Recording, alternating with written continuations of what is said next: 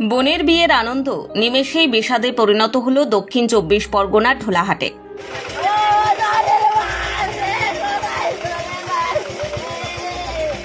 শ্বশুরবাড়ি থেকে ফেরার পথে পথ দুর্ঘটনায় প্রাণ হারালেন এক যুবক। নিয়ন্ত্রণ হারিয়ে রাস্তার ধারে দাঁড়িয়ে থাকা লরিতে সজোরে ধাক্কা মারে মোটরসাইকেলটি। শনিবার ভোরে মর্মান্তিক এই ঘটনাটি ঘটেছে ঢোলাহাট থানার চুনফুলি মোড় এলাকায়। এদিন ভোর তখন 4:30, চারপাশ তখন নিস্তব্ধ। ঠিক সেই সময় ঢোলাহাট থানার চুনফুলি মোড়ের কাছে চণ্ডীপুর গ্রাম পঞ্চায়েত অফিসের সামনে ঘটে যায় এই ভয়াবহ দুর্ঘটনা। পুলিশ সূত্রে খবর, মৃত যুবকের নাম মোকাদ্দেস মোল্লা। তার বাড়ি কুয়াবেরিয়া এলাকায়। জানা গেছে, মোকাদ্দেসের এক বোনের বিয়ে ছিল বাড়িতে। সেই উপলক্ষেই বিয়ের কাজে তাড়া থাকায় আজ ভোরেই শ্বশুর বাড়ি থেকে বাইক নিয়ে বাড়ির উদ্দেশ্যে রওনা দিয়েছিলেন, কিন্তু মাঝপথে সব শেষ।